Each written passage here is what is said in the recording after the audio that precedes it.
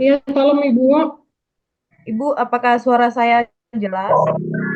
Sangat jelas Ibu. Oh ya, baik, Bu. Ya, Bapak Ibu, kami akan memulai webinar kami di jam 18 lewat 10 ya, Bapak Ibu. Mohon maaf atas keterlambatan. Terima kasih. Ibu Abigail bisa mulai saja Ibu. Oh iya, Bu, baik.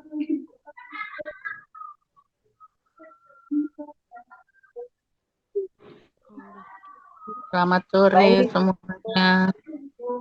selamat sore Sore. kepada Ibu. Selamat sore Baik, Ibu. Bapak Ibu, Sore, Bu. sudah lewat. Kami Ya, akan halo, mulai. selamat sore. Ya, shalom, Bu. Shalom. Ya, baik Bu. Shalom Bapak Ibu serta para tamu undangan. Pertama-tama kita patut mengucap syukur kepada Tuhan karena kasih dan penyertaan Tuhan kita dapat berkumpul di ruang Zoom ini untuk mengikuti webinar nasional. Dan pertama-tama juga kami mengucapkan kepada Bapak Ibu dan juga para tamu undangan, selamat datang. Terima kasih banyak sudah meluangkan waktu untuk mengikuti webinar ini. Namun sebelum kita memulai webinarnya, terlebih dahulu kita bersatu hati di dalam doa. Untuk itu, doa pembukaan akan dibukakan oleh Ibu Joy Spati. Kepada Ibu Joy Spati, saya persilakan. Baik, selamat sore Bapak Ibu peserta webinar nasional. Sebelum kita mulai, saya ingin kita berdoa bersama-sama. Bapak dalam surga, terima kasih Tuhan untuk waktu yang indah ini Tuhan, di mana kami semua sudah hadir dalam ruang Zoom ini Tuhan. Kami akan belajar dan mendengar bagaimana kami harus hidup sebagai perempuan-perempuan Kristen yang bijaksana, sehingga kami akan belajar lebih lagi Tuhan daripada Engkau Tuhan. Terima kasih Bapak, tolong waktu ini Tuhan Engkau ambil alih semuanya dengan pimpinan Roh Kudus-Mu ya Bapak. Di dalam nama Tuhan Yesus Kristus kami sudah berdoa kepada Bapa di surga. Haleluya. Amin. Amin. Ya baik, terima kasih banyak untuk Ibu Joyce Pati yang sudah memimpin kita dalam doa pembukaan. Sebelumnya mohon maaf juga Bapak Ibu kalau ada suara di belakang yang mengganggu. Ya baik, kita akan langsung masuk saja dalam perkenalan. Ya baik Bapak Ibu, kami akan memperkenalkan para narasumber kami. Pembicara yang pertama ada Ibu Rina Boybe Panjaitan. Ibu Rina ini seorang pendeta tamat S1 Teologi dari STT HKBP Pematang Siantar dan sekarang lagi menempuh studi S2 Magister Pendidikan Agama Kristen di Universitas Kristen Jakarta. Lalu yang berikutnya ada pembicara kedua, Ibu Joyce Pati, tamatan dari Sekolah Tinggi Teologi Satya Bakti STT Sati, Malang, Jawa Timur, dan sekarang menjadi guru pembimbing bagi anak-anak berkebutuhan khusus di satu sekolah di Jakarta, dan melayani sebagai guru sekolah minggu di GBI Icon Jakarta. Lalu saya sendiri moderator Abigail Loho, saya tamatan dari Universitas Jana Badra Yogyakarta. Sekarang saya juga lagi menempuh studi S2 Magister Pendidikan Agama Kristen di UKI Jakarta. Dan yang berikutnya tema yang akan dibawakan oleh dua pembicara kita di sore hari ini dengan judul Perempuan Kristen dan Keluarga. Untuk itu saya langsung serahkan ke pembicara pertama kepada Ibu Rina, dipersilakan waktu dan tempat. Ya, baik. Terima kasih Ibu Abigail. Ibu bisa tolong bantu saya, Ibu, untuk subscreen. Ya, baik Bu. Mohon bersabar ya Bu. Saya akan Oke, baik coba Ibu. untuk share.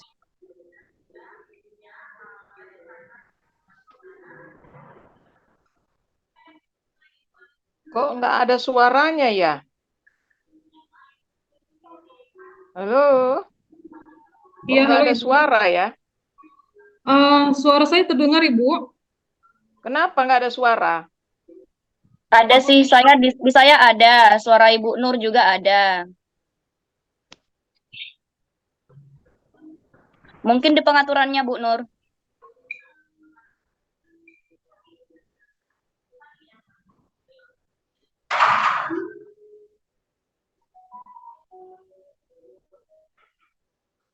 Oh ya, biasanya nggak seperti ini.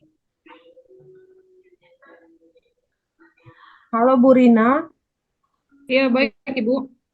sepertinya saya sudah mencoba tapi tetap aja tidak bisa ini Bu. Mohon maaf ya Bu. Tapi di sini hostnya sudah diberikan kepada Ibu dan saya, jadi Oh, gitu ya, baik. bisa juga Ibu yang share screen-nya Bu. Iya. Tunggu ya, Bu ya.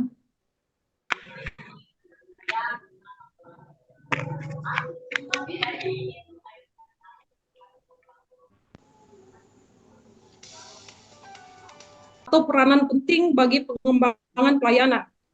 Untuk itu, kaum perempuan memegang peranan sebagai motivator bagi sesama jemaat untuk melayani sesuai dengan potensi dan kemampuan yang dimiliki. Sebagaimana di dalam Kejadian 1 ayat 27 dikatakan bahwa sosok perempuan itu diciptakan sesuai dan segambar dengan Allah.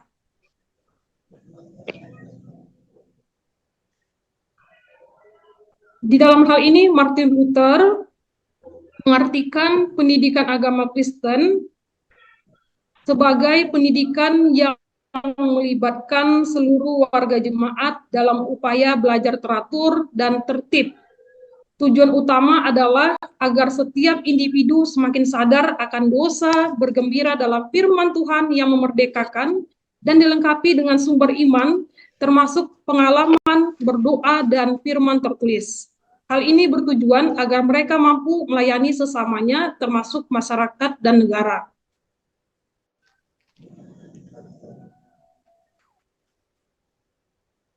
Bapak Ibu, apakah itu keluarga? Keluarga merupakan bagian yang tidak dapat terpisahkan dalam kehidupan. Keluarga menjadi tempat pertama seseorang memulai kehidupannya.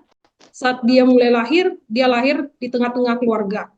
Demikian juga ketika dia akan pergi dari dunia ini, meninggal, dia juga akan diberangkatkan dari keluarga. Jadi keluarga membentuk suatu hubungan yang sangat erat antara ayah, ibu, maupun anak. Hubungan tersebut terjadi antar anggota keluarga yang saling berinteraksi. Keluarga sebagai institusi sosial terkecil yang merupakan fondasi dan investasi awal untuk membangun kehidupan sosial dan kehidupan bermasyarakat secara luas menjadi lebih baik. Hal ini disebabkan di dalam keluarga terinternalisasi nilai-nilai dan norma-norma sosial jauh lebih efektif dilakukan daripada melalui institusi lainnya di luar lembaga keluarga. Peran aktif orang tua terhadap perkembangan anak sangat diperlukan, terutama pada saat mereka masih berada di usia 5 tahun. Jadi di dalam keluarga itu ada dua fungsi utama. Yang pertama itu adalah fungsi agama, di mana di dalam keluarga itu diperkenalkan, diajarkan tentang Tuhan, tentang karya keselamatannya, dan juga diajarkan tentang pendidikan karakter yang seturut dengan pengajaran iman Kristen. Kasih sayang antar keluarga. Jadi ketika keluarga itu memiliki cinta dan kasih sayang, maka akan terciptalah kedamaian, Bapak Ibu. Akan terciptalah yaitu harmonisasi antara anggota keluarga. Kita bisa bayangkan bagaimana seandainya di antara keluarga, antara ayah dengan anak, atau antara istri dengan suami, suami dan istri, tidak terjalin hubungan cinta dan kasih sayang. Maka tidak akan efektif untuk memberikan nilai norma-norma kepada anak-anaknya atau kepada anggota keluarganya. Karena itulah dibutuhkan cinta kasih sayang di tengah-tengah keluarga, sehingga pengajaran itu efektif untuk dilakukan. Oke, selanjutnya Ibu, tolong Ibu.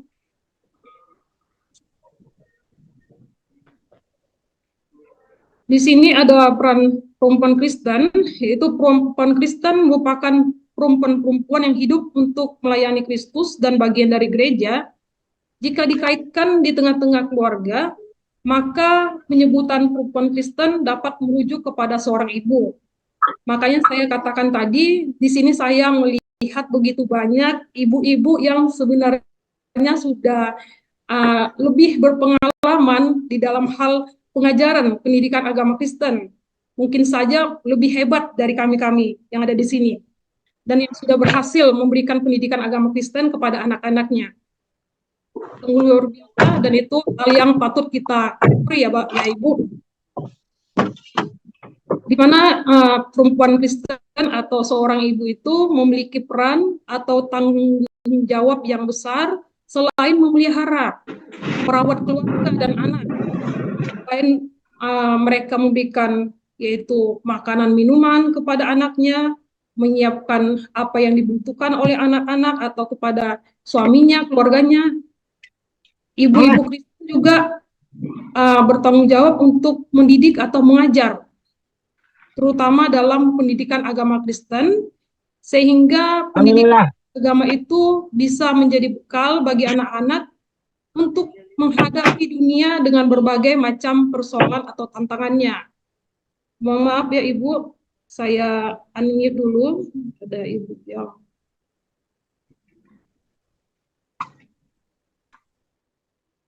Oke, baik. Jadi kita pasti mengetahui bahwa di dalam dunia ini tidak hanya hal-hal yang memberikan sukacita bagi kita, tetapi banyak juga tantangan atau hal-hal yang membuat kita terkadang mau menyerah di dalam kehidupan. Tetapi melalui pendidikan agama Kristen ini, seorang yang menerima pendidikan agama Kristen secara intens, maka dia akan dapat dibekali untuk menghadapi tantangan dan tidak mudah menyerah. Karena banyak kasus pada saat ini yang terkadang saya mendengar bahwa ada seorang anak yang melawan orang tuanya ketika dia tidak diberikan apa yang dia minta.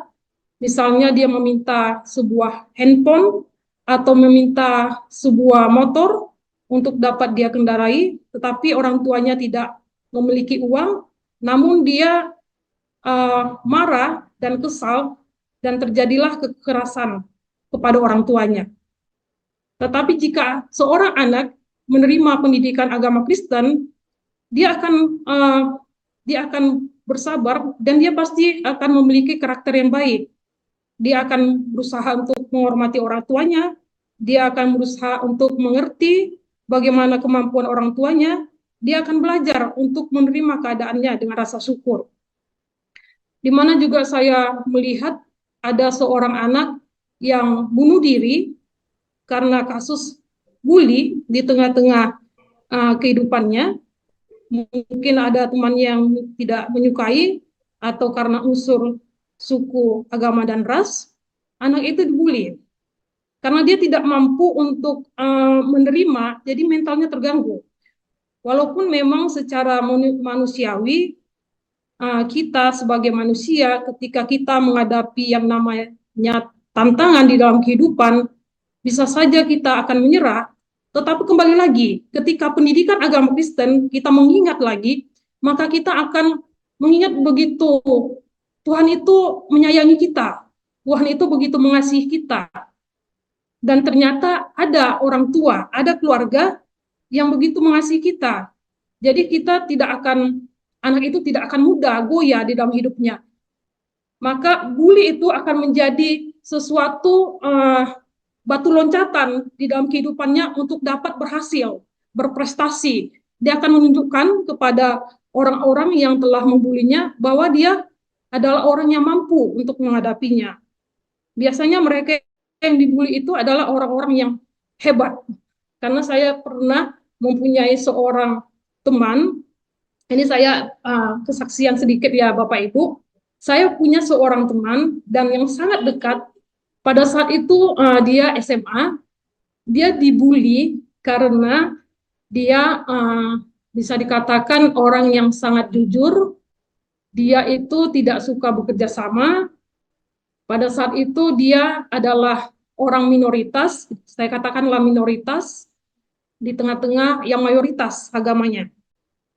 Jadi mereka tidak menyukai kejujurannya, dan apalagi dia adalah orang yang beragama Kristen, sehingga dia semakin dibully. Namun ketika dia akan menamatkan menamatkan sekolahnya, pada saat itu dia sudah kelas 3, dia sempat mau menyerah, dia sempat mau bunuh diri. Tetapi orang tuanya ini yang sangat luar biasa menguatkan dia untuk maju, menguatkan dia supaya tidak menyerah. Akhirnya dia mencoba lagi untuk mengikuti ujian akhir nasional pada saat itu.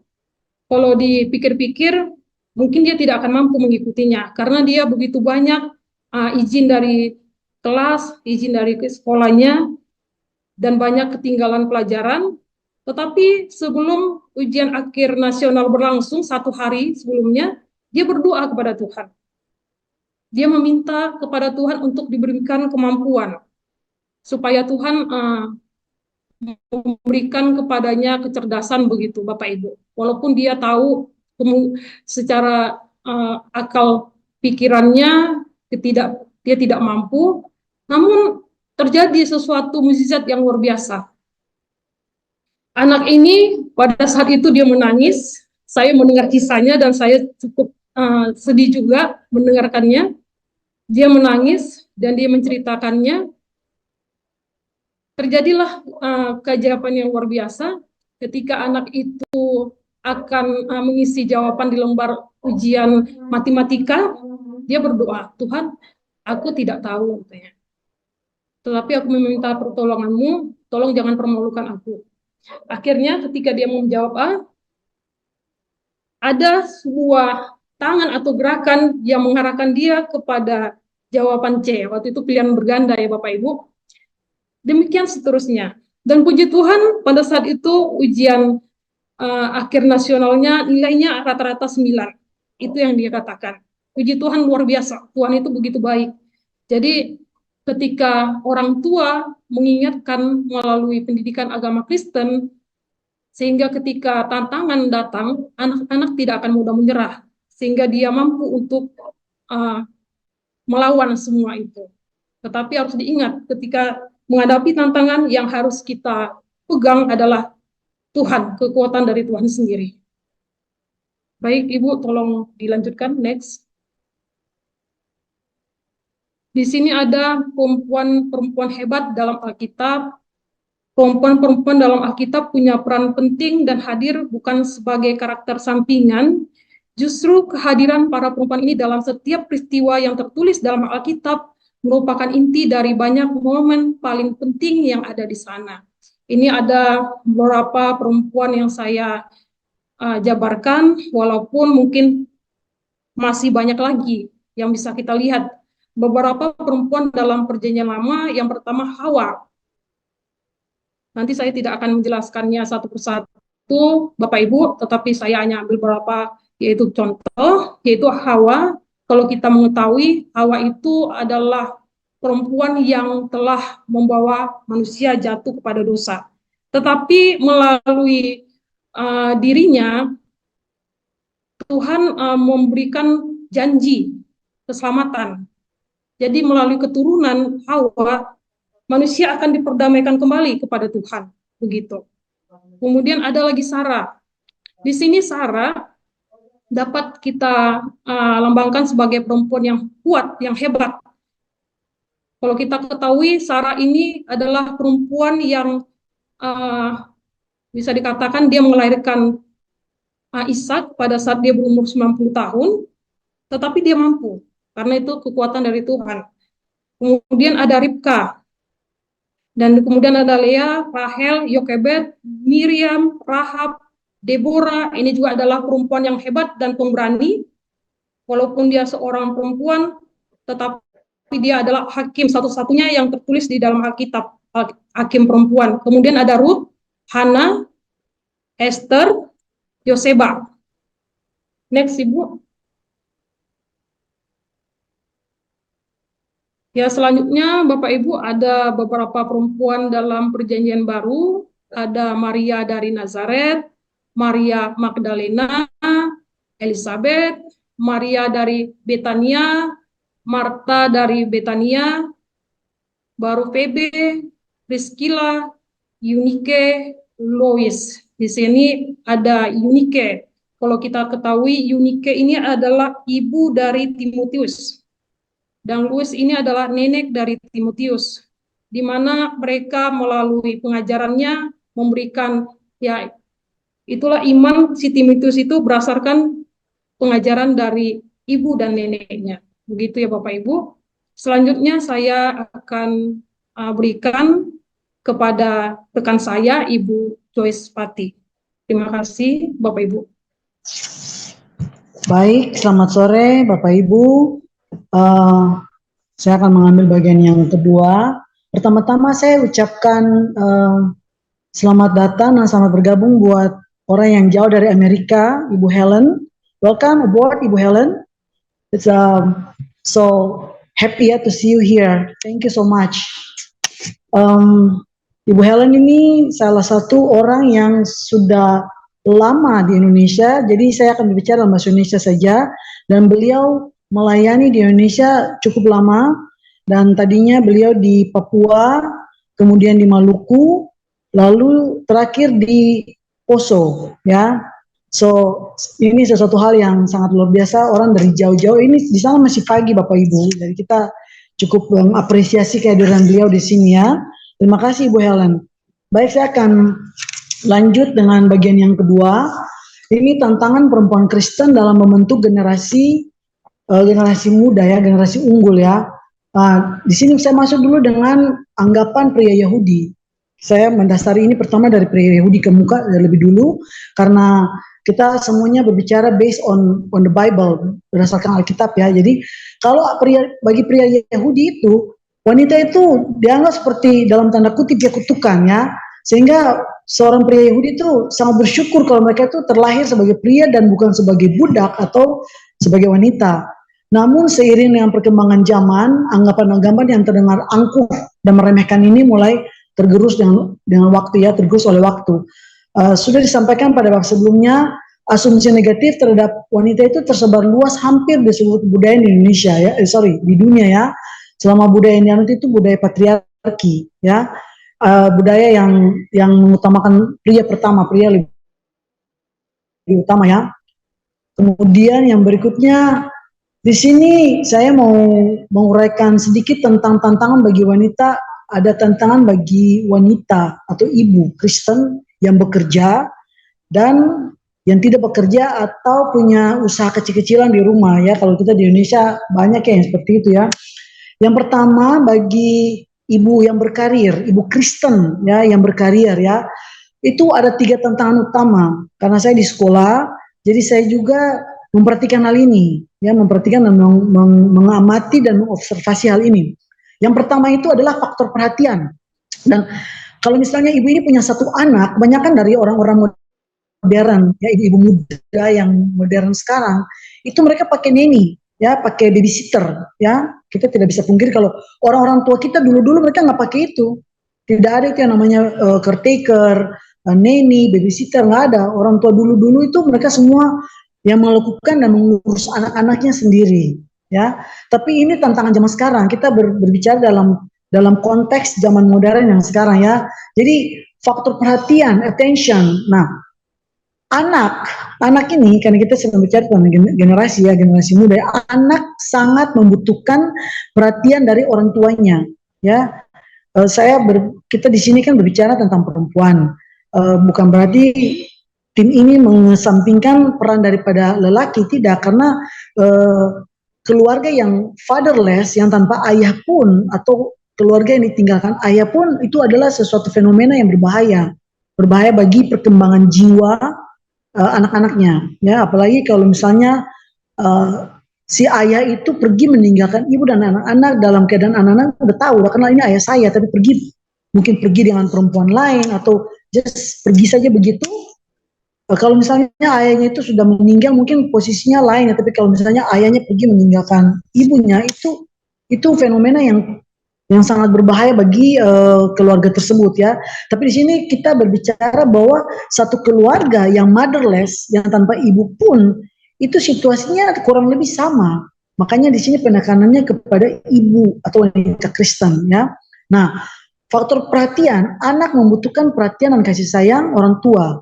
Nah, bagi seorang ibu Kristen yang berkarir, kalau dia punya karirnya itu di level atas, misalnya dia seorang bos di kantornya, untuk memperhatikan keluarganya itu mungkin susah. Tetapi zaman yang sudah modern seperti ini, saya rasa kita bisa memanfaatkan gadget, ya, gawai kita untuk menghubungi anak kita.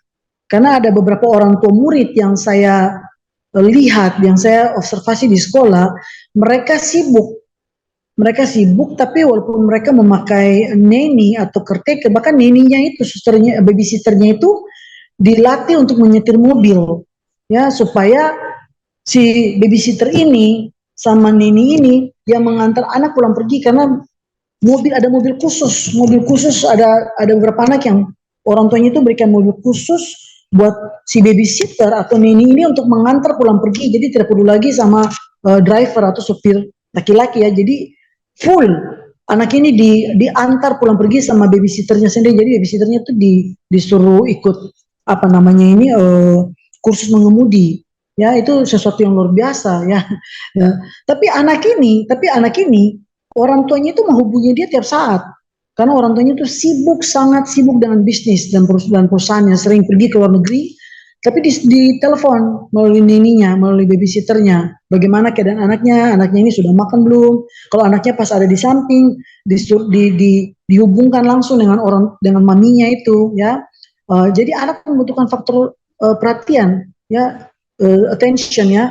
Kalau anak tidak diberikan perhatian dan misalnya neninya ini atau babysitternya ini dalam 1 tahun berganti berkali-kali, maka ini akan menjadi satu goncangan apa ya, emosi secara psikologis buat anak itu tidak baik untuk pertumbuhan psikologisnya, Bapak Ibu, ya, tidak baik, ya. Kemudian misalnya ada satu anak yang terlalu dekat dalam pengertian dekat, benar-benar dekat dengan babysitternya atau neninya, nanti di akhir pekan itu ketika dia bertemu dengan orang tua kandungnya setelah mereka weekend, ya, akhir minggu, ya, itu kadang-kala itu seperti ada jarak dan mereka itu lebih dekat dengan dengan nini dan babysitternya. Nah, di sini saya mau tekankan bahwa faktor perhatian dari seorang ibu itu sangat penting, ya. Lalu yang kedua, faktor sentuhan atau attaching, ya, atau kedekatan. Selain memperhatikan dari jauh waktu bekerja, sempatkan waktu untuk dekat dan bersentuhan dengan anak-anak ibu, ya. Sempatkan waktu. Sesibuk-sibuknya kita, please carilah waktu untuk bersentuhan dengan mereka. Anak-anak itu butuh touching, butuh sentuhan, ya. Kita tidak bisa mengatakan bahwa uang kita, hasil kerja kita, keringat kita itu sudah cukup untuk membahagiakan mereka. Kita berikan mereka gawai, kita berikan mereka gadget, lalu untuk menenangkan mereka, ya sudah, mereka biar aja nonton, ya. Tapi kalau mereka tidak punya gadget, mereka akan pinjam dari suster mereka, dari babysitternya mereka, dari nininya mereka. Kalau nininya itu mengerti tentang cara pemakaian YouTube orang dewasa dan YouTube anak-anak, apa yang terjadi? Anak ini akan menonton apa saja yang ada di situ, Bapak Ibu. Mereka akan nonton sembarangan. Dan saya nonton di YouTube dari seorang psikolog terkenal namanya Ibu Eli Risman. Ibu Eli Risman mengatakan bahwa hampir sebagian besar dari penelitiannya itu anak-anak yang mengalami krisis, ya, terutama dalam hal, maaf kata Bapak Ibu, mereka memperkosa atau melakukan hal-hal yang berhubungan dengan hal seksual, itu sebagian besar itu karena pengaruh gawai.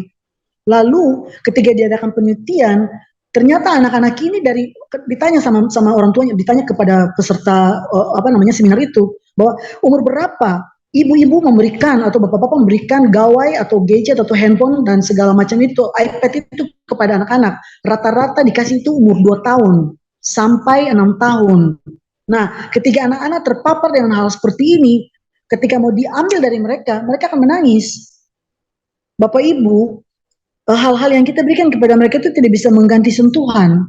Dan ketika apa namanya, otak mereka ini sudah dipengaruhi dengan hal yang ada di dalam apa namanya, gawai atau gadgetnya mereka, itu membuat gelombang di dalam otak mereka itu rusak, ya. Dan itu membedakan mereka, itu ada satu gelombang namanya gelombang gamma dan delta yang dipengaruhi melalui tontonan ini, itu rusak 4% di sini Bapak Ibu. Rusak, dan itu yang membedakan manusia dengan hewan. Coba kita bayangkan generasi seperti apa yang kita berikan, yang kita lahirkan, ya. Anak-anak kita, cucu-cucu kita manjakan dengan gadget, apa yang terjadi dengan mereka Bapak Ibu, ya. Kemudian yang berikutnya, kalau misalnya di akhir minggu, ya, buat Bapak Ibu yang punya rencana planning buat apa namanya ini dekat dengan anak-anak, berakhir pekan dengan anak-anak, pakailah waktu itu ketika pergi ke suatu tempat, misalnya di villa atau di tempat yang tenang, berakhir pekan dengan anak-anak Anda, pakailah waktu dan kesempatan itu untuk berdoa, membaca firman, ya, menerangkan firman, dan menyanyi memuji Tuhan dengan mereka bersama-sama. Ya, itu sangat penting Bapak Ibu. Ya, kita menyelamatkan generasi ini mulai dari dalam, dari diri kita sendiri sebagai orang tua Kristen. Lalu yang berikutnya, faktor persetujuan atau pengakuan. Nah, anak-anak ini kalau mereka menggambar atau mereka membuat suatu proyek sekolah, mereka akan tunjukkan kepada orang tuanya. Mereka akan tanya, mama atau mami, ini bagus nggak? Ini bagus nggak? Kalau orang tuanya asik telepon terus, oh iya, sebentar ya. Apa yang terjadi dengan anak itu? Dia akan merasa, loh, orang tua saya, mami kok sibuk terus. Bapak Ibu, anak bapak itu membutuhkan perhatian, membutuhkan persetujuan. Anda harus tahu ketika dia bikin PR, ketika dia bikin bikin PR dan tugas-tugasnya atau school project, sekecil apapun hasil dia tunjukkan, katakanlah bagus, ya. Dan kita harus tahu proses seperti apa. Mungkin kita tidak tahu dia melalui proses apa sampai sebagus itu gambarnya, sebagus itu PR matematikanya. Kita nggak tahu. Mungkin dia perjuangan seperti apa. Kita katakan bagus nak, ya, tingkatkan.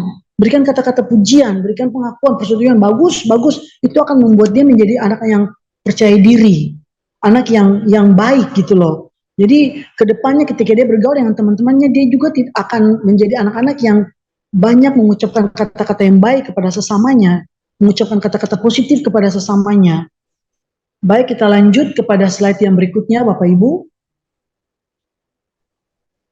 Menjadi ibu rumah tangga, ya, ini buat yang tidak bekerja, ya, yang mungkin punya pekerjaan sampingan, misalnya ada kios di samping rumah. Menjadi rumah tangga penuh, ya, full house, ya, menjadi rumah tangga yang full, ya, di rumah itu terkadang menimbulkan rasa kebosanan atau kelelahan, apalagi jika tidak memiliki asisten rumah tangga (ART). Banyak yang harus diperhatikan dan mengurus, misalnya ibu ini punya anak. Kalau cuma satu mungkin masih bisa dihandle, tapi kalau anaknya lebih dari 3, saya rasa itu lumayan repot, ya, apalagi pas kemarin COVID itu. Bisa dibayangkan anak-anak tinggal di rumah dan mereka hanya belajar lewat gadget. Wah, itu saya bisa membayangkan itu luar biasa sibuknya. Kemudian ada usaha rumah tangga, ya, seperti warung kecil di samping rumah atau kios pulsa dan lain-lain, itu membuat kelelahan, ya, kelelahan secara fisik, ya. Yang ini kadang-kala membuat ibu-ibu itu kehilangan kesabaran dan mudah marah-marah. Benar atau betul ibu-ibu? Benar, ya? Ya, kehilangan kesabaran. Nah, di sini ke slide berikutnya, Ibu, silakan.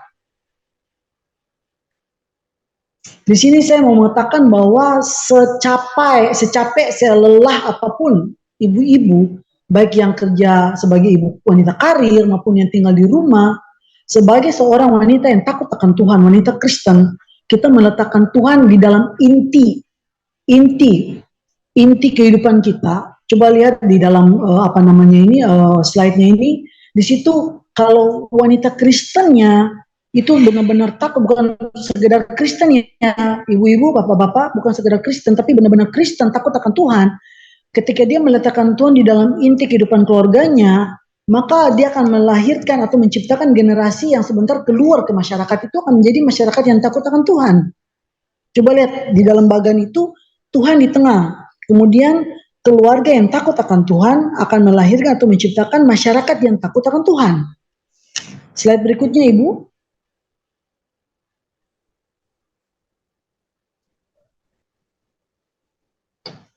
Tuhan menjadi landasan yang teguh dalam kehidupan suatu masyarakat atau golongan, dimulai dari keluarga-keluarga yang takut akan Tuhan. Hal ini merupakan sebuah keniscayaan. Perempuan yang takut akan Tuhan akan melahirkan generasi yang takut akan Tuhan pula. Tadi sudah dijelaskan sama pembicara pertama, Ibu Rina, ya, bahwa kalau kita mengajarkan anak-anak kita dengan iman yang kuat, fondasi yang kuat, ketika mereka dewasa nanti, mereka menghadapi gelombang dunia, arus dunia yang semakin jahat, semakin tidak benar, ya, ditambah dengan kemajuan iptek, ilmu pengetahuan dan teknologi, dengan ini AI, ya, virtual kecerdasan buatan, maksud saya, ini hal-hal yang akan menjadi tantangan di masa yang akan datang, Bapak Ibu. Dan ini bisa menggoyahkan iman kita sebagai orang-orang yang takut akan Tuhan. Ketika kita sudah tidak ada lagi di dunia ini, warisan apa yang kita tinggalkan kepada anak cucu kita? Ya, bukan uang, bukan rumah, bukan harta, bukan tanah, ibu-ibu, bapak-bapak, tetapi warisan iman. Dan ini bekal buat mereka sampai mereka dewasa, dan mereka akan turunkan ini kepada anak cucu mereka. Ya, ini seperti lingkaran, akan terus menerus seperti itu. Kalau ibu tidak takut Tuhan, anak-anaknya pun tidak takut Tuhan. Nanti berikutnya anak mereka juga tidak akan takut Tuhan, sampai seterusnya dan seterusnya, sampai akhirnya kebenaran itu hilang daripada satu keturunan. Di sini ada bagan, kita bisa lihat Tuhan menjadi landasan yang kuat dalam kehidupan bermasyarakat, ya. Tuhan, kemudian keluarga dan masyarakat. Berikutnya, Ibu. Ya. Metode pengajaran PAK atau pendidikan agama Kristen, atau metode pengajaran kekristenan dalam sebuah keluarga Kristen, mengajarkan merujuk pada cara-cara atau pendekatan yang digunakan oleh orang tua atau memimpin keluarga dalam mentransmisikan, ya, firman Tuhan, atau mentransmisikan firman Tuhan supaya bisa dihayati dan menjadi pedoman hidup. Berikutnya, Ibu. Ya, sudah ya, Bu, ya. Berikut adalah beberapa metode yang dapat digunakan, dan saya rasa banyak di antara kita sudah memakai hal ini, ya. Yang pertama, pembacaan Alkitab dan doa bersama. Ini penting, ini sangat penting, Ibu-ibu. Kalau misalnya kalau Ibu dalam keadaan sibuk, ya, carilah waktu jam makan istirahat di kantor, sebagai seorang bos, Ibu punya ruangan sendiri, bukalah Alkitab dan baca, kemudian screenshot, atau ada website tertentu yang website Kristen, baca Alkitab di situ, lalu teruskan kepada HP anak-anakmu, kepada HP suamimu, ya. Itu salah satu caranya, Bapak Ibu, ya. Kemudian pendidikan karakter dalam keluarga Kristen. Bapak Ibu, anak-anak tidak terlalu mendengar apa yang Bapak Ibu katakan. Mereka melihat apa yang Bapak Ibu lakukan. Jadi anak-anak itu adalah generasi yang pandai meniru. Jadi hati-hati dengan segala tingkah laku kita sebagai orang tua Kristen. Ya, perkataan, perbuatan kita harus selaras. Jangan kita bilang A, tapi tingkah laku kita A+, A minus, seperti itu. Ya. Kemudian yang berikutnya cerita Alkitab. Nah, ini cerita Alkitab ini penting, ya. Cerita Alkitab ini penting. Jangan mengharapkan guru sekolah minggu saja yang akan menceritakan ini di sekolah minggu. Bapak Ibu juga harus menceritakan ini kepada mereka, dan nilai-nilai rohani apa yang ada di balik cerita-cerita Alkitab itu, kisah tokoh-tokoh yang luar biasa di dalam Alkitab, ya. Kemudian partisipasi dalam ibadah keluarga. Nah, ini juga penting, ya. Kemudian yang berikutnya pelatihan spiritual. Pelatihan spiritual ini juga penting, ya, Bapak Ibu. Jadi anak-anak itu ketika kita mengajarkan mereka tentang firman Tuhan, kita memberikan contoh-contoh sehingga mereka ketika dewasa mereka mengerti bahwa ketika contohnya misalnya ada anak yang tadi Ibu Rina juga sudah singgung, ada satu anak yang dia meminta kepada orang tuanya untuk belikan ini. Ketika orang tuanya yang takut akan Tuhan berkata kepada dia, kamu berdoa ya, nak, ya, kamu berdoa, kalau ada rezeki, ada berkat Tuhan kepada ayah dan ibu, kami akan berikan kepadamu, tapi untuk sementara sabar ya, berdoa. Ini pelatihan spiritual buat anak-anak. Ya, tapi kalau Bapak Ibu ikut semua perkataan mereka, ya, tidak ada rem, tidak ada batasan, ketika mereka berhadapan dengan keadaan kenyataan, mereka menjadi anak-anak yang suka menuntut, mereka menjadi anak-anak yang tidak mengerti tentang apa itu sabar, apa itu berharap kepada Tuhan. Makanya saya berkata kepada ada beberapa orang tua yang anak-anaknya sering nonton film Doraemon. Ini hati-hati ya Bapak Ibu, ada banyak film-film juga yang mengajarkan hal tidak benar. Ya, film Doraemon ini mengajarkan apa namanya ini Doraemon punya semua.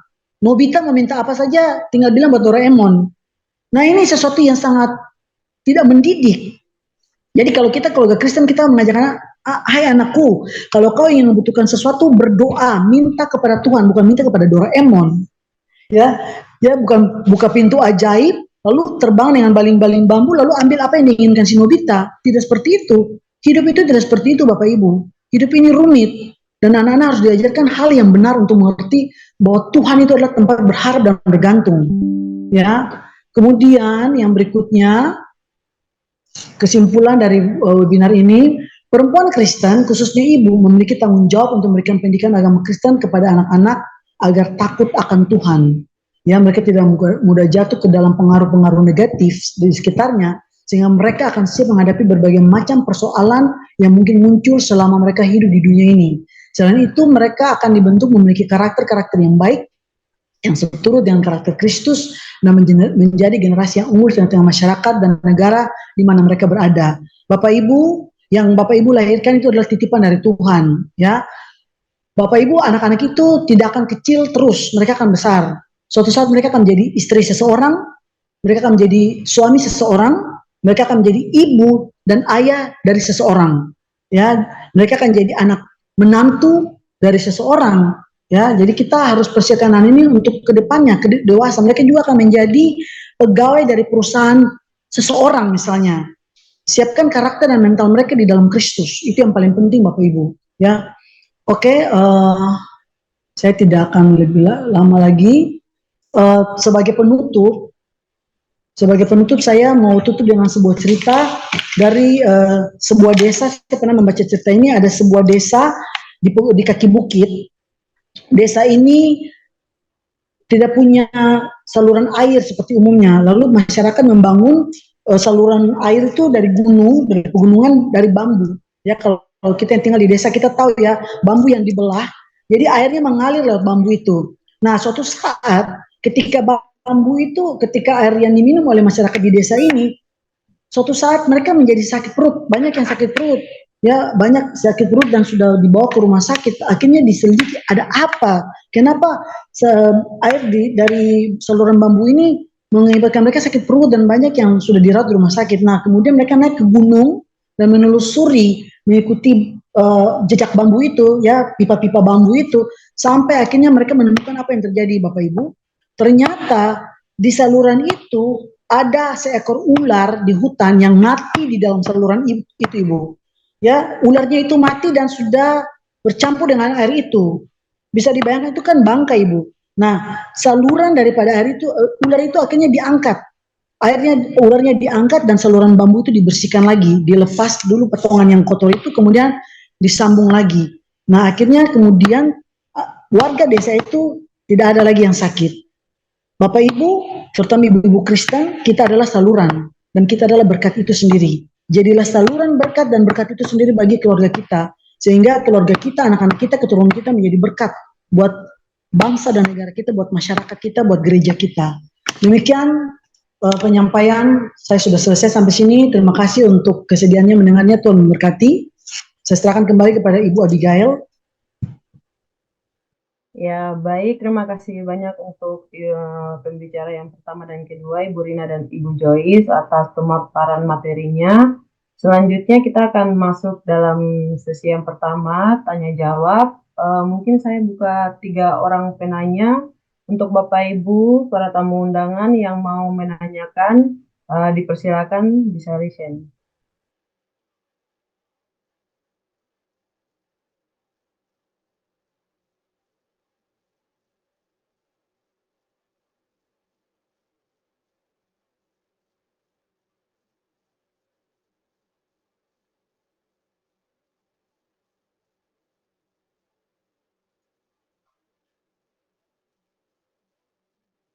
Ya, baik, Bapak Ibu, sekali lagi yang mau menanyakan boleh bertanya, ataupun yang mau berbagi pengalaman juga bisa untuk resign dan juga bisa membagikan kepada kita semua di sore hari ini.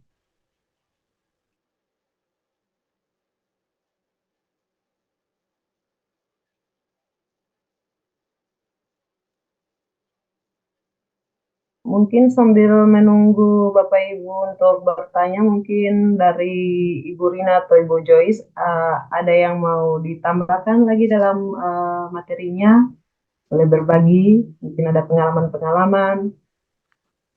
Bisa Bu, terima kasih Bu. Kalau ada, Saya untuk sementara sudah selesai.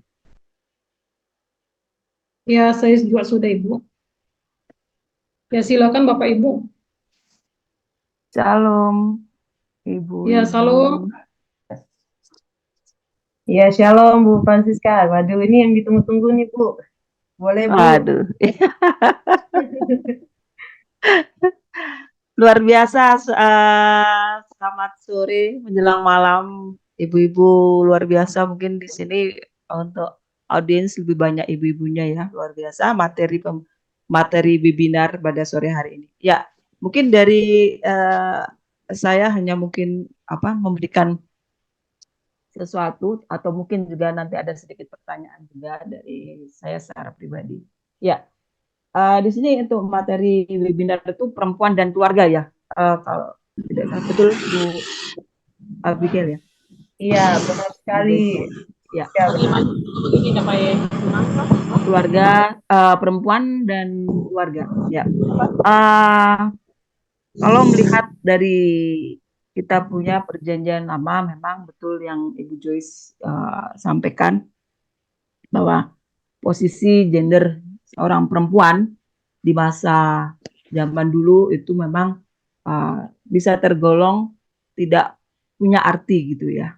Tetapi dengan dibandingkan dengan zaman sekarang yang kita lihat perempuan-perempuan yang luar biasa yang terlahir di zaman sekarang, di zaman dulu pun ya itu mempunyai semacam kekuatan energi yang luar biasa yang membuat hidup dalam keluarga ya.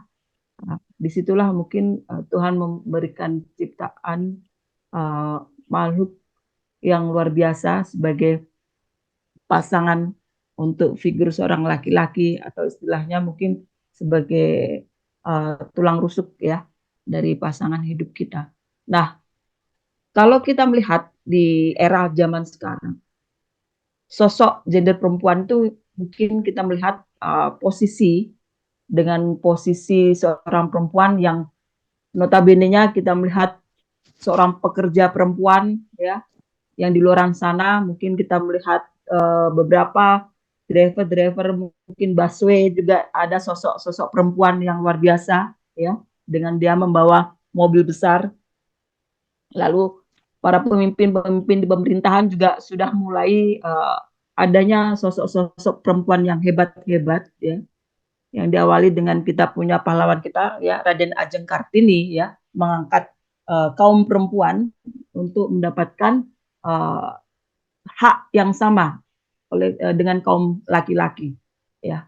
Nah, pertanyaan saya di sini bagaimana menurut pemahaman dari pemateri yang kadangkala sosok perempuan itu dianggap yang mungkin tidak punya arti oleh sosok kaum perempuan, sosok kaum laki-laki ya. Dari mungkin gesturnya yang mungkin lemah atau mungkin tenaga yang tidak terlalu maksimal. Itu seperti pertanyaan itu, satu pertanyaan itu. Yang kedua, tapi kadangkala sosok perempuan itu tidak bisa menjaga kehormatan dalam hal sebagai seorang figur perempuan yang kadangkala kita juga melihat ya di masyarakat kita sekarang ini ya maaf kata ya dalam konteks tanda kutip gitu ya sosok perempuan yang kadangkala tidak menghargai bahwa ini loh saya mempunyai harga diri. Ini yang saya harus menjaga kekudusan saya gitu ya. Saya mempunyai bait Allah yang harus saya jaga.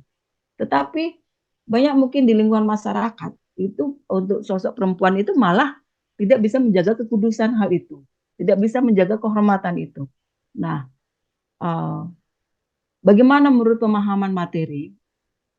Kadangkala perempuan itu harus seperti apa untuk menjadi sosok yang luar biasa? Secara kadangkala kita menjumpai ada sosok perempuan yang mempunyai peran atau mempunyai karakter yang kadang tidak bisa menjaga kekudusan itu. Sehingga pastinya akan terjadi efek-efek, yaitu tadi, lawan jenis atau apa yang tidak akan menghargai sosok dari perempuan itu sendiri. Nah, bagaimana menurut pemahaman dari pemateri dalam hal menyikapi polemik seperti ini? Terima kasih. Itu saja pertanyaan dari saya. Baik, Bu Francisca, terima kasih atas pertanyaannya. Langsung saja mungkin dimulai dari Ibu Rina duluan. Baik, Bu, silakan, Bu. Oh, baik Ibu. Langsung saja ya Ibu. Ya Ibu Francisca. Terima kasih atas pertanyaannya ya, Ibu. Jadi bagaimana menurut pemahaman pemateri yang kadangkala seorang perempuan tidak memiliki arti di dalam masyarakat, apalagi di dalam pandangan laki-laki. Jadi memang di dalam kehidupan masyarakat bisa dikatakan perempuan itu sebagai golongan kedua. Itu pada masa dahulu seperti yang Ibu katakan tadi. Dan sering sekali hak atau kesempatan seorang perempuan di dalam berkarir, dalam pekerjaan, di dalam politik, dan apapun itu di dalam masyarakat sering sepertinya ditekan atau tidak bisa mengekspresikan dirinya. Tetapi akhir-akhir ini, di tahun belakangan ini, kita dapat melihat begitu banyak terjadi kampanye di mana perempuan berusaha untuk menuntut haknya, baik di dalam karir atau pekerjaan. Sehingga sekarang kita dapat melihat di dalam politik sudah ada sosok seorang perempuan, begitu.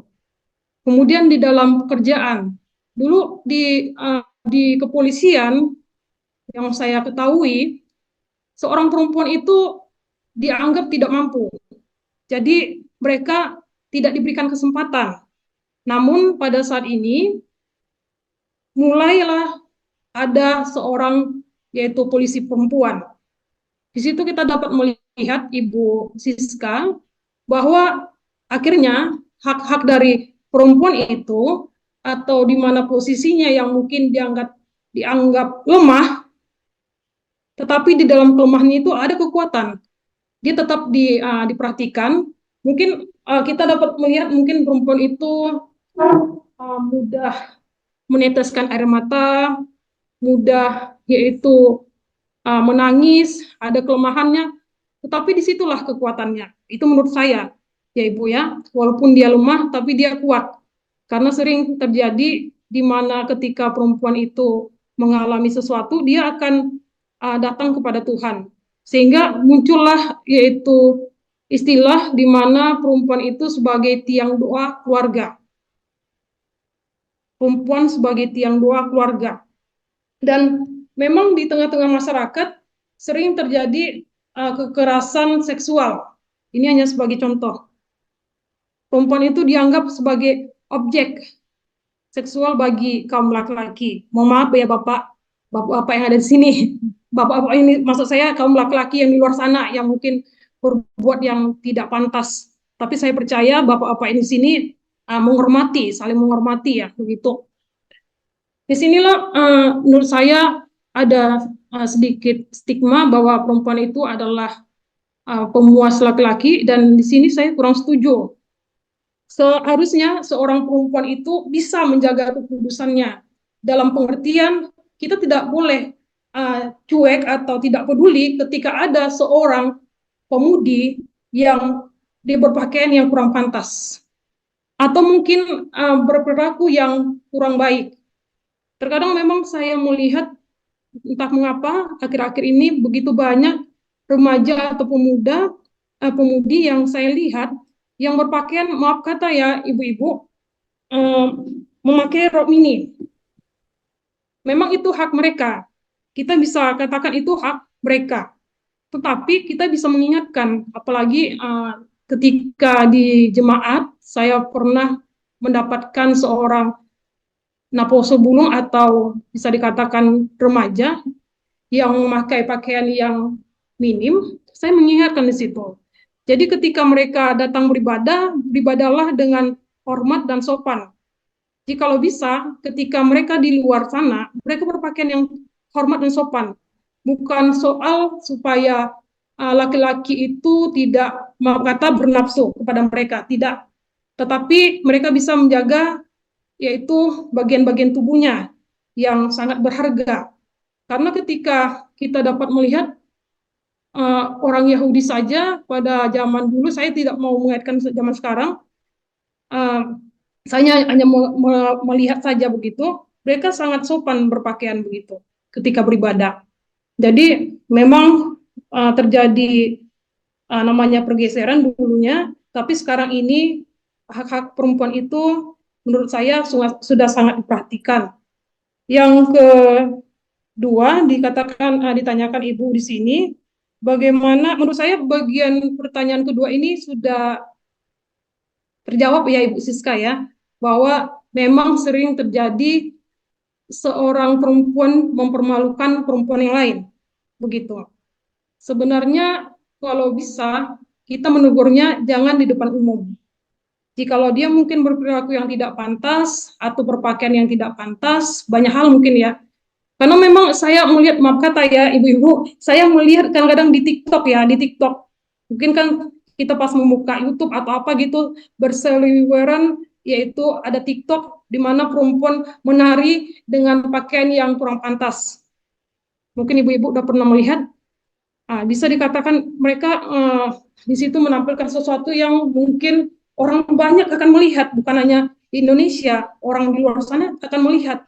Dan itu bisa dikatakan tidak bisa terhapus, akan tetap ada jejak digitalnya. Jadi ketika dia nanti akan tua, mungkin dia akan menyesali hal tersebut. Jadi memang perlu di sini orang tua, sebagaimana tadi dikatakan Ibu Joyce, memang tidak hanya seorang perempuan, bukan hanya seorang ibu, tetapi seorang ayah juga sangat harus memperhatikan, memberikan pendidikan kepada anaknya, mengingatkan. Karena kami ingat dulu bapak kami, jadi ketika kami berpakaian yang maaf kata yang ketat atau memakai celana pendek keluar, itu keluar saja hanya ke warung, kami sudah diingatkan, ganti baju kalian, ganti celana kalian, begitu bapak ibu. Jadi memang kita sebagai orang tua inilah yang berusaha untuk mengingatkan tidak hanya kepada anak-anak kita, mungkin kepada cucu-cucu kita, supaya mereka menjaga kehidupan mereka dan kekudusan mereka. Karena kalau kita melihat akhir-akhir ini ada yang mengatakan bahwa sudah banyak anak-anak sekolah yang dalam tanda kutip tidak perawan lagi. Itu yang menjadi pertanyaan, mengapa hal itu bisa terjadi? Apakah orang tua lepas dari tanggung jawab, atau apakah memang anak ini yang sulit untuk diingatkan? Karena pernah ada anak jemaat yang pada saat itu dia liburan, dan ini saya menceritakan sedikit, dan dia liburan ke suatu tempat dengan pacarnya. Dan pada saat itu anak perempuan ini menelepon temannya yang lain. Ini yang saya pernah seorang cerita kepada saya, dan dia menelepon kepada temannya yang lain supaya mengatakan karena ini teman dekat, ketika mamaku bertelepon kepadamu menanyakan di mana kamu, tolong katakan aku menginap di rumahmu, katanya. Padahal ternyata dia menginap atau pergi liburan dengan pacarnya. Namun orang tua atau ibu dari anak yang ditelepon tadi mengatakan jangan katakan kepada orang tuanya, karena ketika ada kejadian terjadi sesuatu, maka kamu yang akan disalahkan. Dan ternyata anak itu sudah melakukan hal yang namanya perzinahan begitu ya, Bapak Ibu.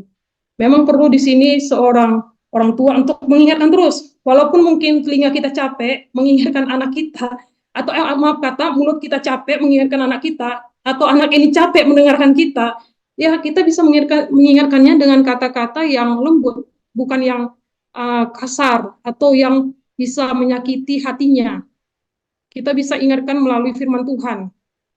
Bagaimana kita harus menjaga kekudusan kita. Bagaimana ketika kita bisa mampu menjaga kekudusan kita, itu adalah berkat yang luar biasa. Kita dapat memberikan pengajaran kepada anak kita bahwa ada pengalaman orang sebelumnya ketika dia tidak menjaga kekudusannya, maka hidupnya tidak akan bahagia. Begitu ya Ibu Siska, Bapak Ibu sekalian.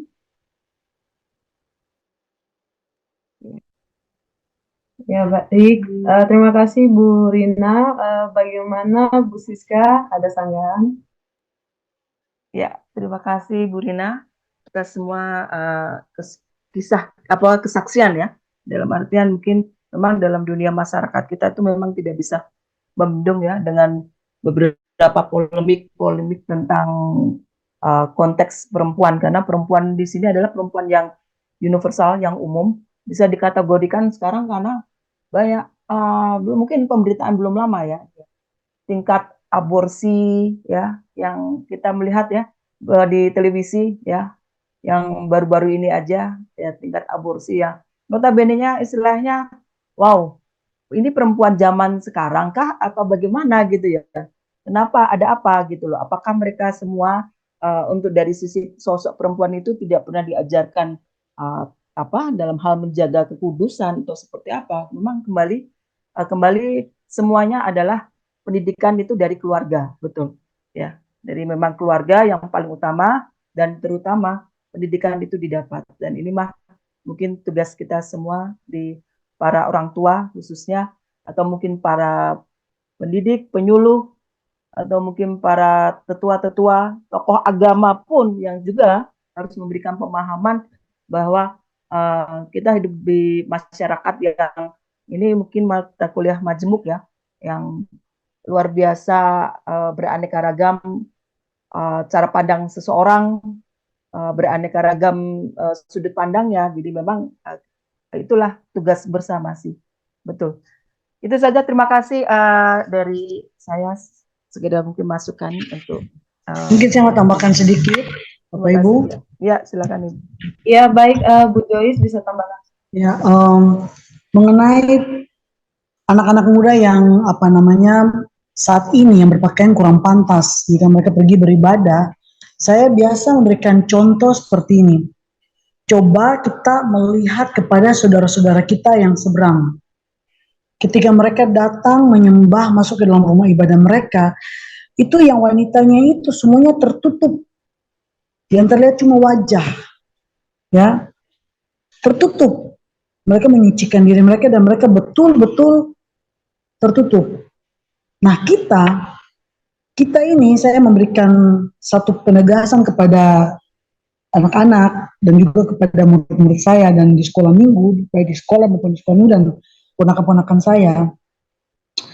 Kita ini menyembah Tuhan, Tuhan semesta alam yang luar biasa. Ya, yang kekudusannya itu tidak tertandingi. Kalau kita datang kepada Tuhan dengan rasa hormat, dari cara berpakaian kita itu sudah menunjukkan bahwa kita menghormati Tuhan. Tapi kalau kita ke gereja loh ya, ini datang dengan pakaian yang terbuka, kamu tuh lagi datang ke gereja untuk cari suami atau cari siapa?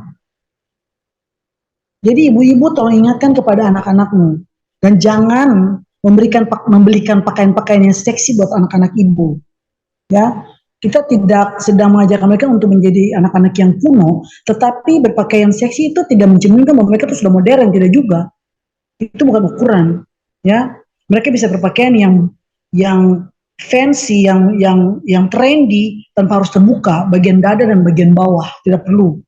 Ya, jadi kemudian kepada anak-anak yang misalnya ada ibu-ibu yang mungkin ada anak-anaknya yang susah dikasih tahu, seperti tadi kata Ibu Rina, berbicaralah kepada mereka dan memberikan contoh-contoh dengan cara yang lembut, memberitahukan ayat firman Tuhan, lalu memberikan contoh, karena anak-anak itu butuh contoh untuk dilihat dan didengar, ya. Saya pernah nonton Oprah Winfrey. Oprah Winfrey ini seorang wanita di Amerika yang sangat terkenal dengan bisnis apa namanya ini dia itu apa namanya dia punya talk show lah ya talk show. Suatu saat dia mengundang seorang ibu ini ibu maaf kata ibu yang berkulit hitam. Ibu ini punya 3 orang anak laki-laki, sukses semuanya, ya sukses, dan ibu ini ibu tunggal. Kemungkinan besar suaminya itu sudah meninggal dan ibu ini membesarkan ketiga anak laki-lakinya seorang diri. Ya, anak-anaknya sukses semua.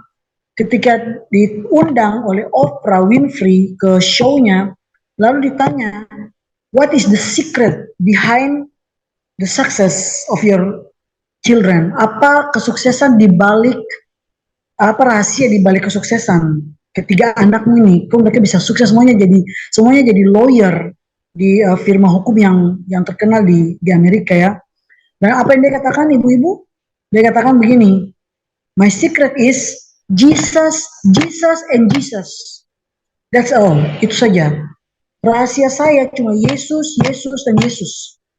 Saya tidak mengirim anak-anak saya ke sekolah minggu, tapi saya mengantar mereka ke sekolah minggu. Jadi itu rahasianya. Kita menjadi orang tua itu sudah berkat Tuhan. Dikasih anak itu sudah berkat Tuhan. Tapi itu ada tanggung jawab. Semakin besar kita dapat power dan tanggung jawab, ya. Semakin besar kita dapat power, semakin besar pun tanggung jawab kita, ya. Itu aja. Baik, Bu Joyce, terima kasih banyak ya atas jawaban serta tambahannya. Ya, mungkin seperti begitu ya, Bu Siska dan Bapak Ibu. Bapak Ibu, di sini saya mau mengingatkan di kolom chat ada absensi, jadi Bapak Ibu boleh melihat ada link, bisa masuk, klik linknya, lalu bisa mengisi supaya kami dapat tahu dan bisa membuat sertifikat untuk Bapak Ibu yang mengikuti webinar ini. Ya, baik, Bapak Ibu mungkin mengingat waktu kita. Bu Joy sama Bu Rina, apakah masih ada satu pertanyaan? Boleh atau kita akhiri ini, Bu? Halo, Saya- Shalom. Oh, masih ada pertanyaan ya mungkin ya. Boleh. Satu Ya. pertanyaan lagi ya Bu ya. Satu pertanyaan saja ya, baik. Kita mau Baik, cepat saja. Ya, Ya, terima kasih buat Inang, ya baik Bu Inang, Ardi, Ibu mari Joy. silakan Bu. Ya, mungkin gini, dari tadi saya ngikuti webinarnya sangat menarik. Puji Tuhan, saya dikasih kesempatan untuk join dalam webinar ini. Mungkin saya mau minta masukan atau